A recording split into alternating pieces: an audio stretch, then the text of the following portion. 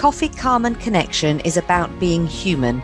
It's about you choosing to prioritise your well-being, putting the time in to strengthen your resilience to adversity, and being part of a community that holds you accountable and offers support when the going gets tough. Our podcasts bring expert insight and real-life experiences together for you to enjoy and learn what it is that makes us human and how to work with it. Good morning, Helen. Thank you so much for joining me this morning on Coffee, Calm and Connections podcast. It's fabulous to have you here. I wonder if we could start just with you giving your sort of a background intro to who you are and how you define yourself. Okay, well, morning, Sarah, and thank you very much for having me. Pleasure. So, a bit of background. I am 50 years old. I am living with my partner. We've got two twins. They are 7 years old. I work full time. I'm part furloughed at the moment, but that's a temporary COVID thing. I've always worked full time since having the kids. So, you know, I guess I define myself as a professional and a mum that juggles and everything that goes along with that. And I work in the insurance industry, so you know it's a professional in a male-dominated industry as well. So many threads to pick up there. So many. What you and I have had a really interesting, well, many interesting conversations actually. I love our conversations, but recently we've had a conversation around something that is I feel quite passionate about, and I understand you do too. So I'd love to get your take on it. So we live in a world now where I would say that there is a much more even split of day-to-day responsibilities. We don't live in a world generally where the female brings up the children, the male is the breadwinner, and it's a lot more split. And for my personal circumstances, I've got 3 kids, and my husband is phenomenal, and he absolutely does 50% of child-orientated stuff. He does all of the cooking because I can't cook, but he's also the breadwinner. So it's you know, interesting dynamic. And one of the things that I wonder is how that dynamic has changed sort of the juggling act of a woman. So I wonder if you can give us your thoughts on it, because I've got so many thoughts. Oh, it's hard to know where to start. Okay, and I'll come on to the current situation with COVID and homeschooling and furlough separately, because that in itself is a whole different conversation. But I think if I talk about normal life, you know, I went back to work after 10 months of maternity leave, and 10 months was enough. And I had no desire to work part-time or be a full-time mum. I was looking forward to getting back to work. I've always enjoyed my job. And I found that as soon as I went back to work, first of all, it's almost impossible at first to actually hold your job down because the kids keep getting ill at nursery. And they keep getting these temperatures, and only apparently the mum is allowed to come and give Calpol. Nobody else in the world seems to be allowed to do that. And so, and my job was at the time on the road, so I was travelling around the UK. I'd be in Ipswich, and I'd get a phone call from nursery saying you need to come and give them Calpol or take them home. I'd be thinking, how am I going to do this? You know, and it seems. You know, I think it's still quite a blatantly sexist world. It always seems to be the mum that gets the call. I always used to have to sit in any meeting with my phone on and apologise and say, I'm so sorry, if the nursery calls, I am going to have to take that. And I know full well that my partner, he's an account exec in the insurance industry. He wouldn't be doing that in his meetings, you know. And the men just don't have that pressure. It seems to always fall to the mum, you know. And I actually found the first couple of years very stressful because of that. Can I ask you a question? Yeah. And it's personal experience asking the question. Would you want it to not be you that's called when the children are ill? That's a good question. Um, uh, well, I would, to be honest, right? There would be times when I would actually think, well, no, I want this responsibility shouldn't always be mine to be the one that sorts it all the time. So I'd always want to have the call, but the burden of trying to sort it all out on your shoulders all the time, it's not fair, you know. And and blokes, I think they go around their work pretty unfettered by that kind of stress. It's not the same. I agree. I agree to a certain extent um, because it does naturally fall to us as the mum. But one of the things that I think, because I've done an awful lot of self-evaluation, so this is just me. This is me not putting on anyone else, but this is just me. So I see it, I feel it, I know how to manage it. I've got an intuition there that tells me actually this particular injury that my child is telling me is, requiring amputation and immediate surgery is actually really not that bad. Really calm down, versus something's wrong here and I know. And I have an intuition about it that my husband doesn't have. And that, I think, is genetics, because, we've got maternal instinct that is, it's genetics, it's evolution, it's there. And because I'm aware of my own intuition and how much stronger or probably more accurate it is in respect of some things than my husband, I can't let that control go. So there'll be times, because Neil actually, schools have both of our numbers, and if they don't get me, they go for Neil. And I'd say probably in our circumstances, it's 50-50 in terms of who picks that up. But if Neil picks it up, I can't help but stick my nose in. Like, did you give them Calpol? How much did you give them? Did you give the 6+ or the 0? Did you write down the time, because we're going to need to give ibuprofen in 3 hours time? Did you take the temperature and all of that stuff? And it's not because Neil's a bad person or useless in any way. It's just, I think it, I feel it, I own it in a way that he never will, because he hasn't got the genetic in him to do that. I'm not speaking for all men, I'm not speaking for all women. I just wonder what your take on that is. It's interesting you should say that, because I was actually having a conversation with my partner last night about hearing and the genetic of actually being able to hear your kids. Now, I'm partially deaf. I can't hear him. I can't hear all sorts of things. But one of them coughs in the night, at 3 a.m., I'm wide awake. And in a way that he isn't. And he's got much better hearing than me. And we often marvel at it. This has been the case, for 7 years. And he'll go, you could sleep through anything. You could sleep through an earthquake. But one of them coughs and, you're wide awake. And he's the other way. He's a really light sleeper. But he can sleep through all sorts. And in the early years, that caused resentment, because I'd be there thinking, can you not hear this screaming and crying? Why are you not up dealing with this? How can you sleep? But I think it's the genetic programming, because they genuinely I think so too. And we're wired to hear it, yeah. So we are. Yeah. Neil said, I remember once when my kids were little and I was on my knees, I hadn't slept for days and I was exhausted, and Neil had said to me, I'll do kids tonight. And I was like, oh, thank you. So anyway, I was up with one of them and I'd been up for 2 hours and I was exhausted, and I just got them to bed, and I snuck into my bed and Neil leapt up and went, don't worry, I'm on it. And I was like, really? You're on it? Yeah. You are a ninja. I'm so grateful for your help.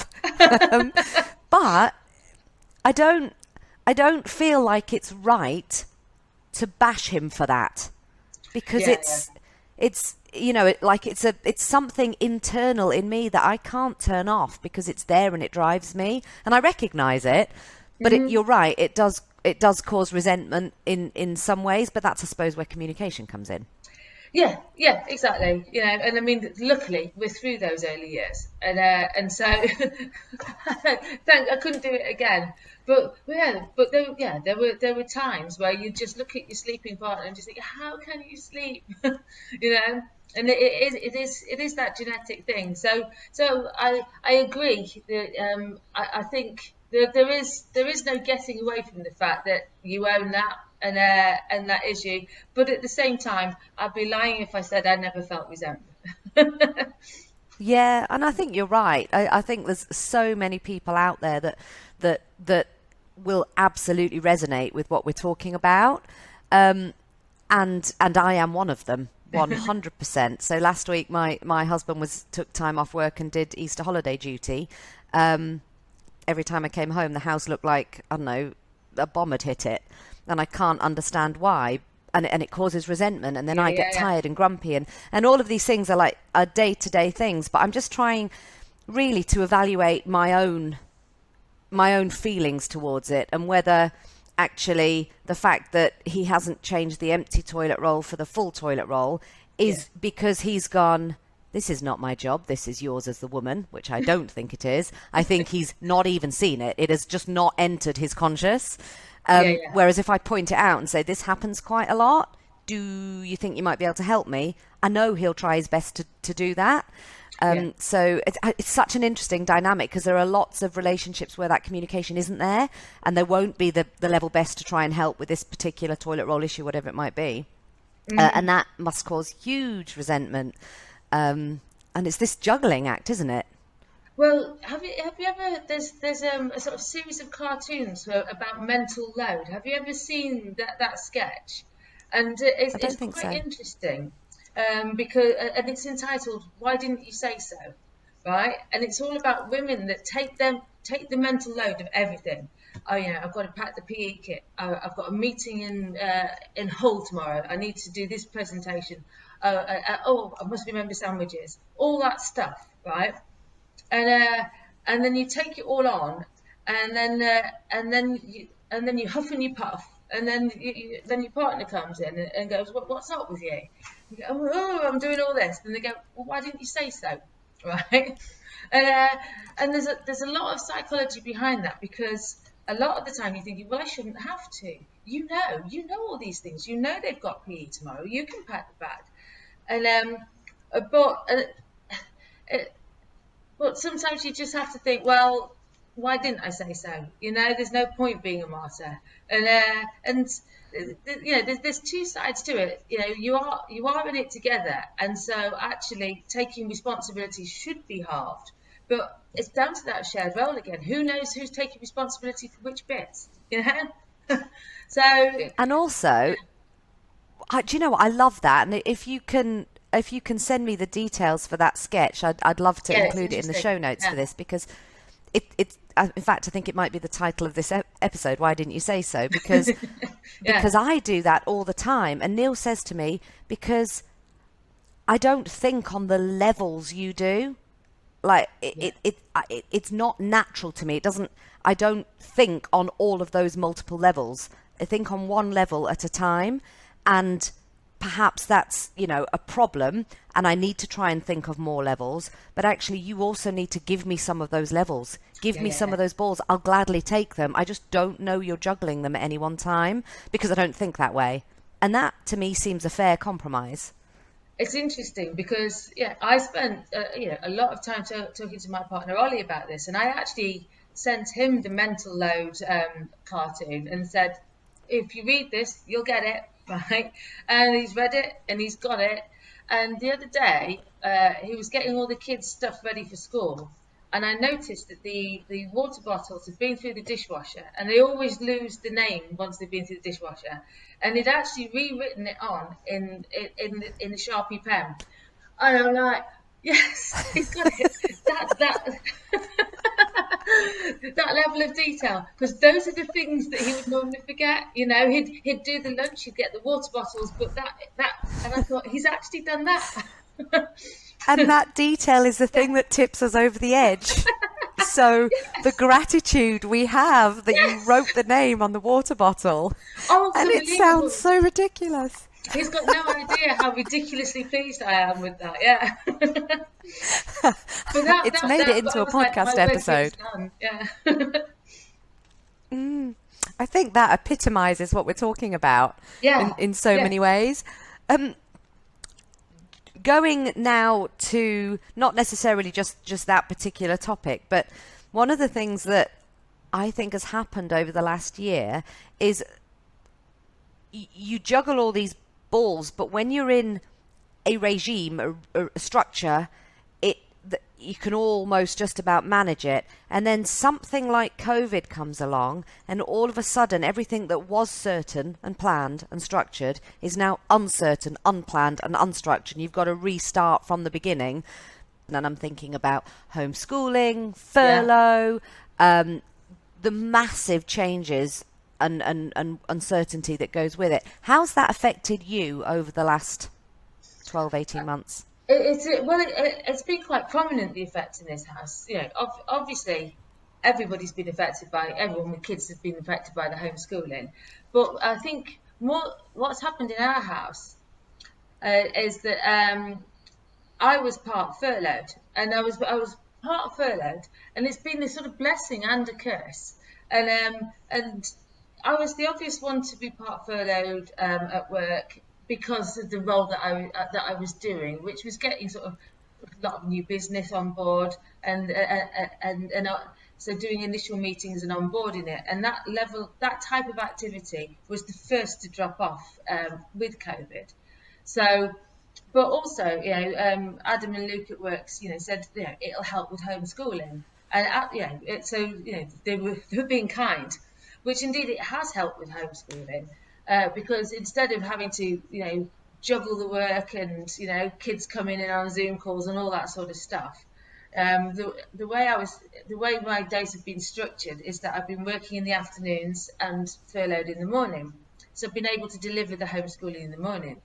But the downside of that is that it's fallen to me, and it's right that it's fallen to me, because I wouldn't expect Ollie to have to juggle it when I'm free in the mornings, and so all of a sudden, what was a totally equal relationship and partnership suddenly became really quite like the old traditional, where I'm the stay-at-home mum. Of course, my income's affected as well. So all of a sudden, instead of being equal in that respect, it's probably my own psychology, but I felt that I wasn't contributing as much because I've always contributed just the same. And so I just felt that my role at home and at work just diminished, and I didn't feel, for me it affected my status, and I wasn't particularly happy. It's a lot better now because they're back at school, but all of a sudden I just thought, all I'm doing is times tables and unloading the dishwasher. Is this what my life is? And that, nothing wrong if you've chosen that life, but that's not what I chose for me. So yeah, it was it upset the balance in our relationship. Do you know, it's funny you say that, because our balance, the world's balance upset, and our balance has been upset too. But one of the things that happened in our household was that Neil took the brunt of the homeschooling. Right. Neither Yeah. of us were furloughed, and he took the brunt of the homeschooling, which has left me feeling like I'm not very good at the mum side of things. Oh, And that's actually, I really need to interesting. put a lot Yeah. of effort in, and I watch I see loads of things on social media of all the wonderful things that people have pulled off during homeschooling, and got out, made volcanoes that actually erupt, and all of these wonderful things, and I haven't really participated in any of that. So I felt the opposite, like almost Neil's doing the breadwinning stuff, and he's doing the parenting thing, and what's my use, really? What do I contribute to the family? So it's the same diminished role, it's just The other way I've done around. it the other way. Yeah. Yeah. It's Is it- funny, isn't it? It's funny, Well, the this might psychology of... yeah, this might make you feel a bit better, Sarah, because even though I was doing all the homeschooling stuff with the kids, again, I would see on social media people doing these beautiful artwork and then making these things out of like toilet rolls and stuff, and it just with these creations. And I am just rubbish at that, right? And so I collected a load of like loo roll holders, and we were going to make a forest, and I was going to make trees out of them.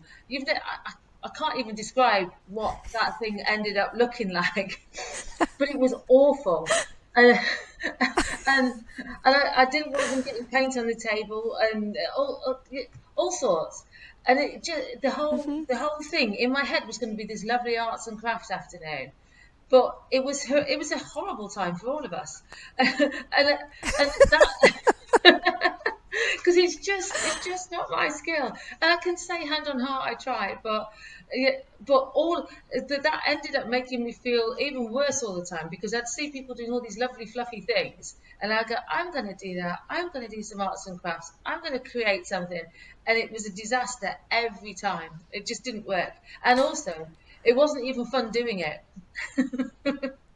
Do you know what? You could have described me there. I'm not good at it. I don't enjoy it. My No, OCD takes off because actually you are going to get paint on the table and the yeah, I floor can't go with and it. your Yeah, clothes.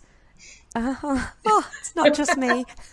yeah, How do you manage? Like, what kind of tools have you learnt over your life that when you recognize you are starting to feel diminished, or your self-confidence going, or you're feeling higher levels of anxiety, what do you do? How do you get through it?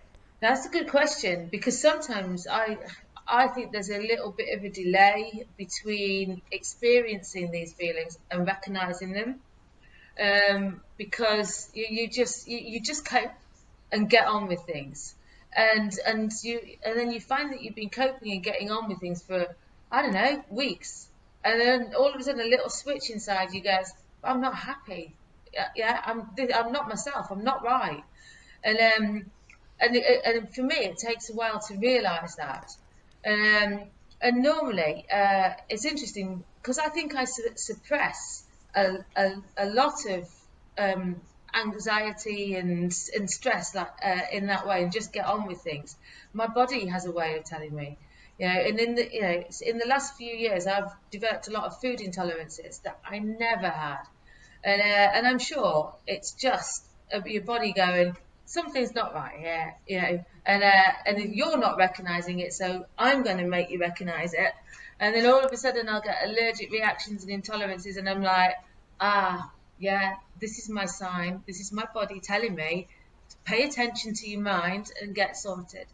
And so that's that's the first step, is actually recognizing that I'm stressed. Yeah. I think that's such an important topic. I did a podcast with a clinical psychologist called Aji, and he's fabulous. And one of the things we were talking about was emotional signaling and how those signals can be subtle, but as a sort of as a Western world, as a society, we've lost the ability to recognize those signals.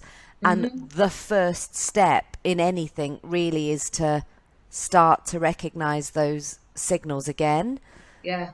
It's Yeah. so interesting. And I think it's funny when the physiological takes over and goes, I'm going to hit you now because you're really not listening to me. Yes. Yeah. And that seems to be what happens with me. And as soon as I get a trigger, with a food allergy or something like that, I'm like, oh, of course, because I know it's always connected. And and I guess one of the It's first things that I do is talk to Ollie, because he knows me, as well as I know myself. And so I go, I'm worried about this. I'm not happy about that. And he'll always go, well, I could have told you that. I could have seen that coming. yeah. Yeah, yeah, My husband says yeah, to me regularly, like I'll go home from work or something and I'll be tired, and his saying is, I've got a question for you, Sarah. Are you going to run headlong into that brick wall, or do you think you should maybe sit down and have a cup of tea for a minute? yeah, And almost always I go, oh yeah, that's happening. yeah. It's Yeah, yeah. So bizarre. he can recognize the signs before you can, and Yeah, and Ollie will do it with me as well. He'll just go, walk away, step away, go for a walk, get your headphones on, do whatever you need to do. And he's quite a calm person. He's very, he's not up and down. He's a plateau, which is good because I'm up and down. So he'll You've get me just on the, described Neil and I. yeah. It works, doesn't it? Yeah, it balances It out. does. One of the things you said not just a minute ago is about sort of, the inner voice that you're ignoring before your body takes over. Tell me about that inner voice, because everybody's got one and some people don't recognize it, some people do. Who is your inner voice? What kind of things do they tell you? Uh, I think my inner voice uses humour to cheer me up, actually.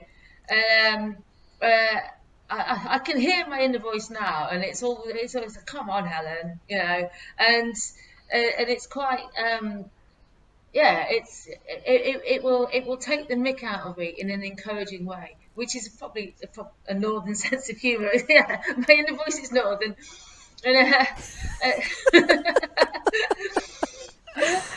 but yeah, it uses humour to cheer me up and sort of goad me along. I would say, yeah, I would say my inner voice is encouraging, and That's yeah, fabulous. And also, I think, I don't know, but quite unusual. Sort of ah, the inner critic. Do you have an inner critic as well, or? yeah, but again, it's humorous, you know, and so if I mess up or do something that's blindingly, well, that was obvious that was going to happen. I'll be like, oh, you knew that were going to happen. And it will be sort of sarcastic but humorous at the same time. So yeah, it will take. Yeah, I guess when I'm critical, it will do it in a sort of humorous way to make me sort of like roll my eyes and go, oh, here we go.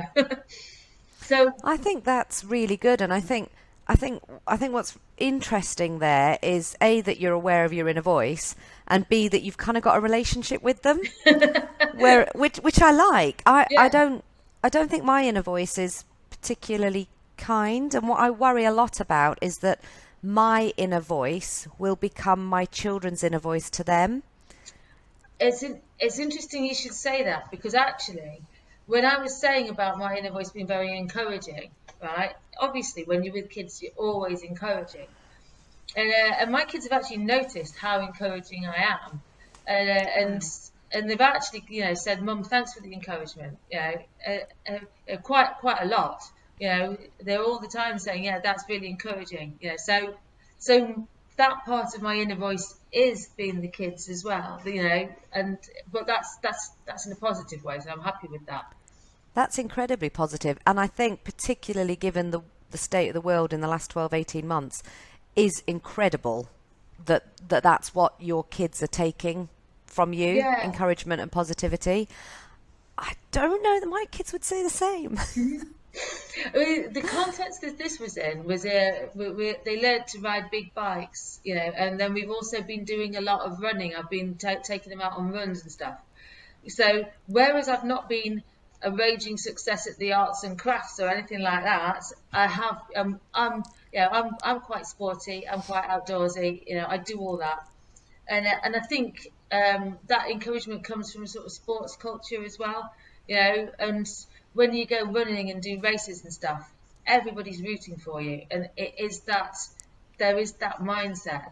And so, and once you've got that, I think you can translate that sporting mentality into life, really. So that's where I've been good with the kids, because as soon as I get them doing something sporty, riding the bike and running, then yeah, I can. That's where the encouragement really kicks in. Do you know what? I wholeheartedly agree with you there. We're very outdoorsy as a Mhm. family, and actually we are all at our happiest when Yeah, we're outside. And I remember my eldest having a bit of she's had a really tough time recently, actually. And her and she absolutely refused. I don't want to go out. I don't want to do anything. And she was in a really negative frame of mind. And I said to her, I'm not asking, I'm telling. Get your yeah, shoes on, yeah, we're going. I think this is in January. And we just did a walk. So there was yeah. no like it was just a walk. It was dark. And by the time she came back, we only did about 3 miles. By the time she came back, she was a different person. And I said to her, just recognize how you feel now versus how you felt an hour ago. Just recognize that, understand it. I'm not telling you to do anything else, just recognize. So the next time do you remember last time when you felt rubbish and then you felt good? Let's just try that again. And that kind of small incremental mind shift, being outside, being at one with nature. It works, says Sarah, who's never been. Yeah, I think you're absolutely right. Whenever Absolutely. homeschooling was getting a bit too much, which would happen, is that we'd just get our coats on and get out. And I'm lucky because I live in a village with countryside just outside the door. We're in open fields within 1 minute, and that was the antidote to everything. Whenever we were getting stuck on something, whenever they were kicking back and saying, "You're not my teacher," which happened a lot. We'd just go and do that, and that would sort things out. You find your way of coping, don't you? You do, and I think that's a fabulous way of coping, and it is actually very similar to our life way of coping too. So it's fabulous. Okay, Helen, I've got 3 questions for you. Fire away. If you were given an opportunity to talk to Helen from 20 years ago, what would you say to her? 20 years ago. You know what? I was actually 30 20 years ago, so not even that young. And so it's not like I'm talking to some formative youth here.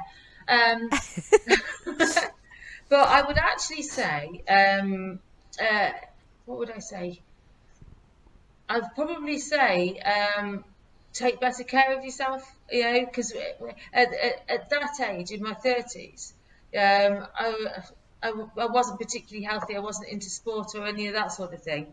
And I'd probably give some pills of wisdom and say, start with the healthy eating and the sport and all that earlier, because actually it's the key to feeling better on every level.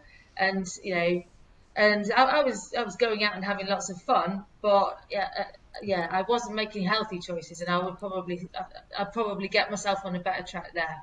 That would be my advice. I think that's very good advice. Very good advice. If you had listened to this podcast, but it wasn't you speaking, it was a friend, what would you say to said friend? I would say there's been some interesting stuff that we've talked about.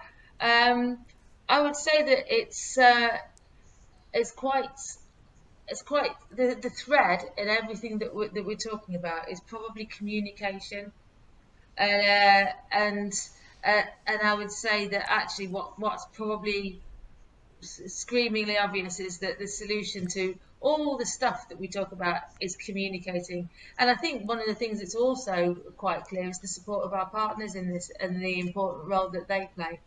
And that's interesting. It's really interesting, and communication, I think, is communication and being outside are, I think, 2 of the really fundamental things that have helped me in my life. And last question, which I'm going to leave you on for accountability's sake. Is there anything you are currently working towards at the moment? Any goals you are trying to achieve that you want to tell the masses through this podcast for your accountability? I always have sort of parenting goals, and I always have personal goals. I have work goals too, but they're in a work context, and so I guess my parenting goals is to try and leave the kids unscathed by COVID. Right, that's a big one, and I don't know how I'm going to do that. But if they can actually come out of it and go, oh, that was fun. That was when we were at home with mum and we learned to ride our bikes. I want them to come out of it with something positive. That no fear around it.